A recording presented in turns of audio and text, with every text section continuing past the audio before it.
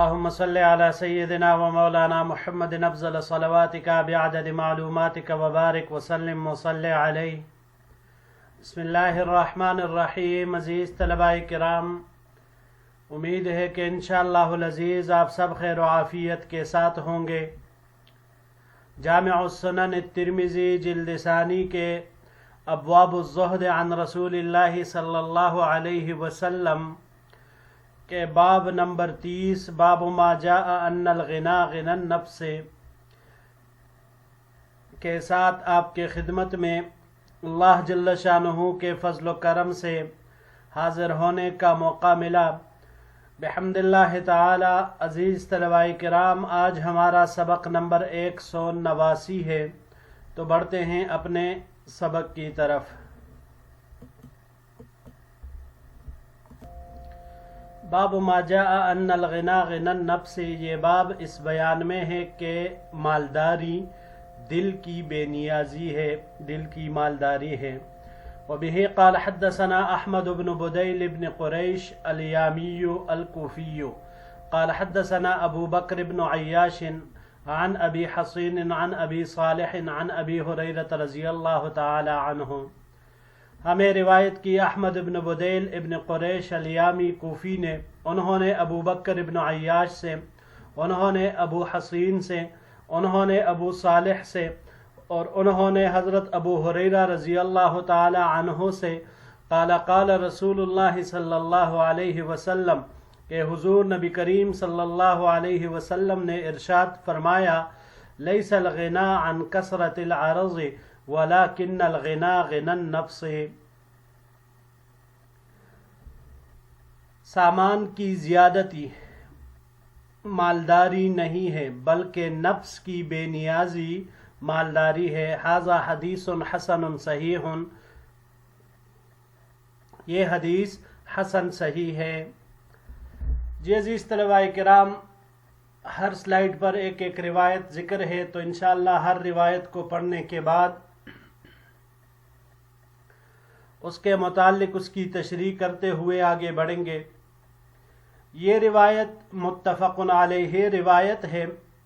اور اس کا تعلق تجربے سے ہے. مال سامان والے، اسباب والے، دنیا والے، بینک بیلنس اور جائیدادوں والے اس قدر پریشان رہتے ہیں کہ ان کو پرسکون نیند کے لیے بھی خواباور گولیاں کھانی پڑتی ہیں. دوسری طرف ہم دیکھتے ہیں غریب کو، جس کے پاس کچھ نہیں ہوتا، اس کا دل بے نیاز ہوتا ہے. فٹ پاتھ پر ملے جگہ تو ادھر سو جاتے ہیں، مسجد میں فرش پر سو جاتے ہیں، کہیں پر بھی مسافر خانے میں، کسی دوسری جگہ میں، اپنے گھر میں آرام سے سو جاتے ہیں. لیکن یہاں پر بات یہ ہے کہ اگر یہ دونوں چیزیں جمع ہو جائے، یعنی کسی کو اللہ تعالیٰ نے مال و اسباب سے بھی نوازا، سامان بھی عطا فرما دیے، بینک بیلنس جائیداد بھی دی، اور ساتھ میں اسے ایک بے نیاز دل بھی دے دیا کہ جو ان چیزوں کی طرف توجہ نہیں کرتا بلکہ ہر حال میں اللہ کی طرف ہی توجہ اس کی رہتی ہے،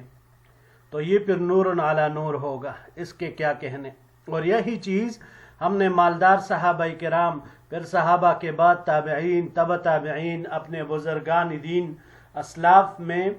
ہم نے، اور موجودہ دور میں بھی کئی حضرات ایسے موجود ہیں کہ جن کو یہ دونوں باتیں حاصل تھی. وہ بڑے مالدار بھی تھے اور لیکن ان کو اطمینان قلبی بھی حاصل تھا.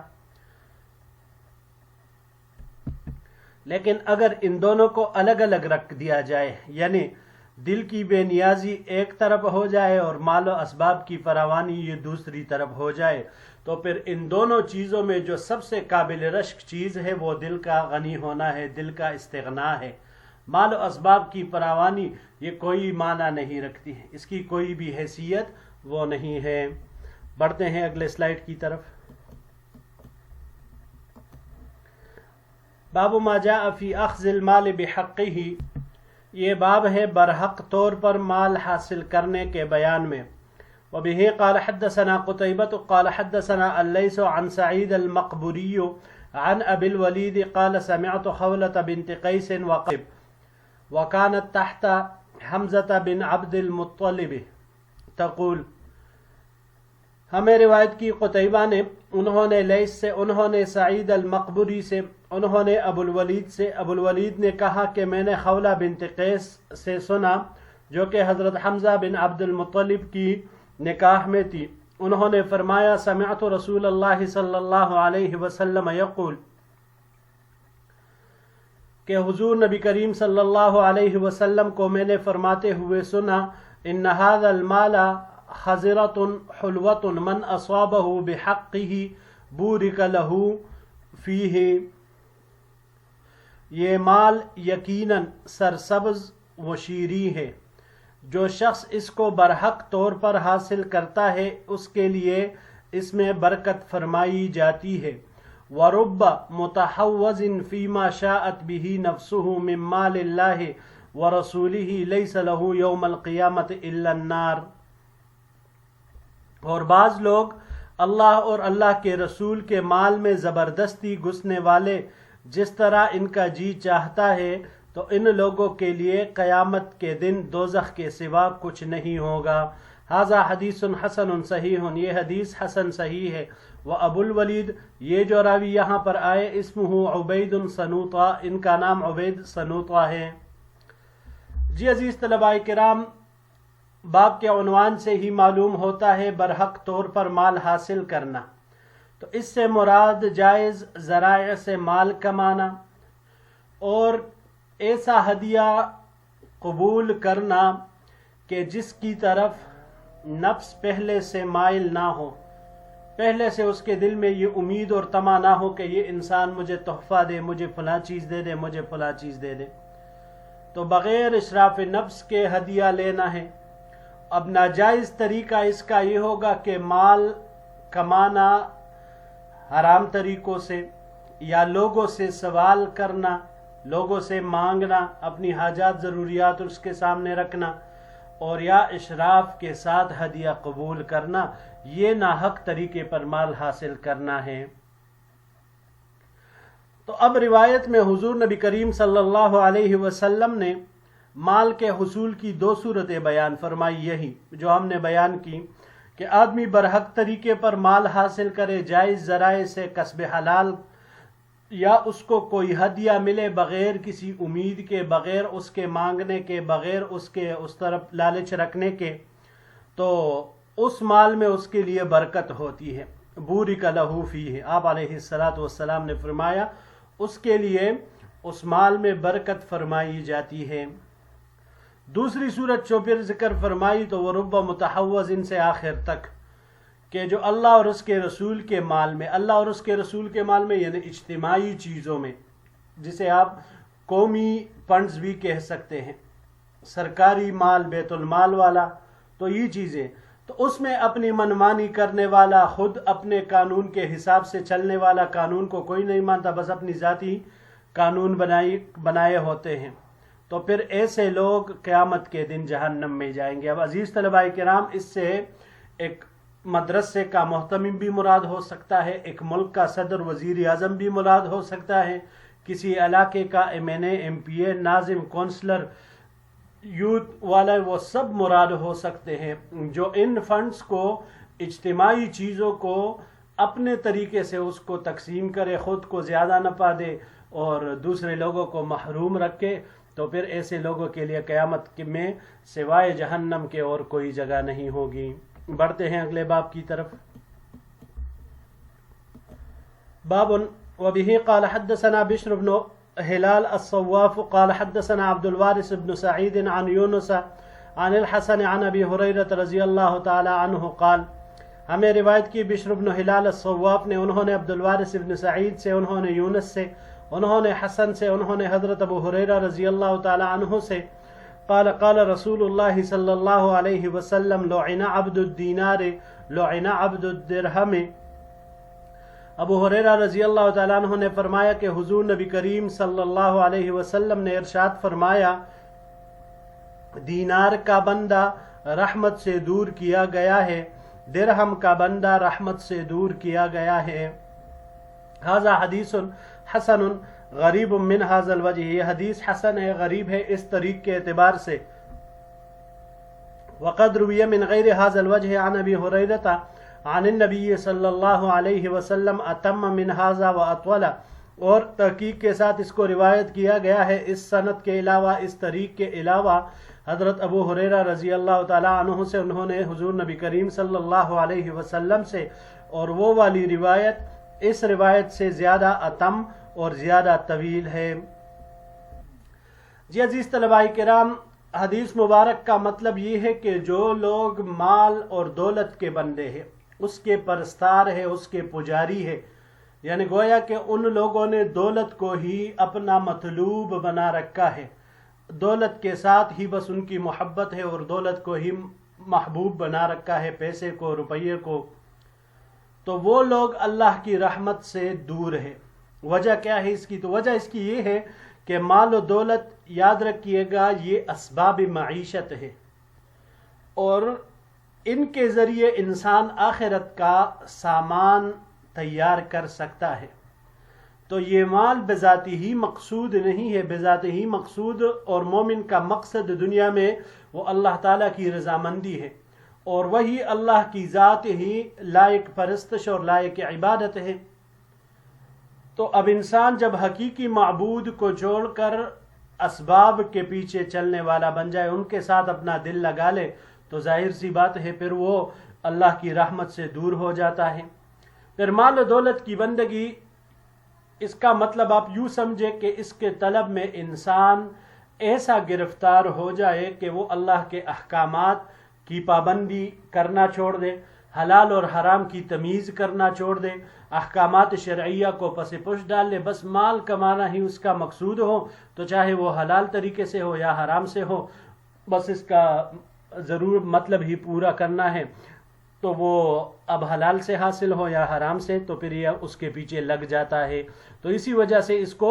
دینار اور درہم یا مال اور دولت کی بندگی قرار دی گئی۔ بڑھتے ہیں جی اگلے باب کی طرف۔ باب وبه قال حدثنا سويد بن نصر قال حدثنا عبد الله بن المبارك عن زكريا ابن ابي زائدة عن محمد بن عبد الرحمن بن سعد بن زرارة عن ابن قاب بن مالك الانصاري عن ابيه قال، ہمیں روایت کی سوید بن نصر نے، انہوں نے عبداللہ ابن مبارک سے، انہوں نے زکریہ ابن ابی زائدہ سے، انہوں نے محمد ابن عبد الرحمن ابن سعد ابن زرارہ سے، انہوں نے ابن قاب ابن مالک الانصاری سے، وہ اپنے والد رضی اللہ تعالیٰ یعنی قاب ابن مالک انصاری رضی اللہ تعالیٰ عنہ سے نقل کرتے ہیں، قال قال رسول اللہ صلی اللہ علیہ وسلم ما ذئبان جائعان ارسلا فی غنم بافسد لها من حرص المرء علی المال والشرف لدینہ۔ حضور نبی کریم صلی اللہ علیہ وسلم نے ارشاد فرمایا، دو بھوکے بیڑیے جو بکریوں کے ریوڑ میں چھوڑ دیے گئے ہوں، ان بکریوں کو اس سے زیادہ خراب نہیں کر سکتے جتنا آدمی کے دین کو مال و جاہ کی حرص تباہ کرتی ہیں۔ ھذا حدیث حسن صحیح، یہ حدیث حسن صحیح ہے۔ ویروى فی ھذا الباب عن ابن عمر عن النبی صلی اللہ علیہ وسلم ولا یصح اسنادہ، اور اس باب میں عبداللہ ابن عمر رضی اللہ تعالیٰ عنہ سے، انہوں نے حضور نبی کریم صلی اللہ علیہ وسلم سے بھی روایت مروی ہے، لیکن اس کی سند صحیح نہیں ہے۔ جی عزیز طلباء کرام، حب مال اور حب جاہ، علی المال والشرف، مطلب یہی حب مال اور حب جاہ، یہ انسان کے دین کو بہت نقصان پہنچاتا ہے۔ اب اس مثال کو آپ سمجھ لیجئے کہ دو بھوکے بیڑیے جب بکریوں کے ریوڑ میں گھسیں، تو حضور نبی کریم صلی اللہ علیہ وسلم نے فرمایا، ظاہر سی بات ہے وہ بیڑیے بھی بھوکے ہیں، تو مطلب وہ خوب چیر پاڑ کر کھائیں گے،